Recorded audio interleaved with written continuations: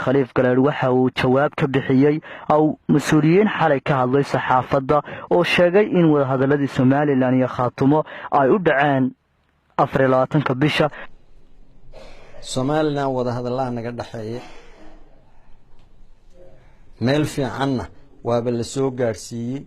annagu haddaanu khaatumo nahay waxba dhulka nagama yaaliin.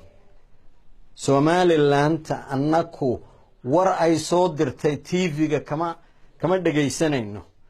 waxaanu arrin culus baa taalla. shalaan arkaya barnaamij tv-ga laga sii daayey, bal isaga haddaanu khaatumo nahay waa ka shiraynaa.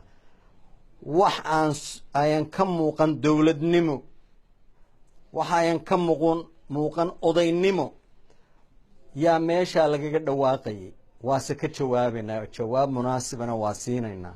waxaanse sii horraysiinayaa shirkayagu wuxuu ahaa bisha 10 Julaay, burcuuna ahaa. annagaa ku wada heshiinay, iyaku kama bixi karaan. hadday ka baxaan wadahadalladii oo dhan bay ka baxeen, dibna uma dhigi karaan. shirku wuxuu noqon doonaa aanan ku heshiina ma noqonayo. waxaan markaa odhan lahaa war bal haddii kuwa meeshaa idiin jooga oo le dhulkan aanu u dhalannay ay tahay in lagu maslaxo, in lagu masaajeeyo, war waa shaqaalihiina kuwaas. war waa ku qariya guncad. war faratoon waa ka xishoonnay.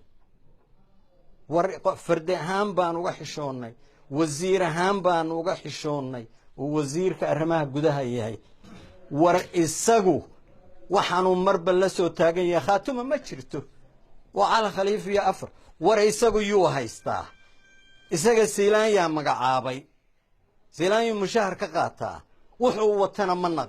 Sakariya Maxamed Ciise Wadani, wararka telefishinka Somali News.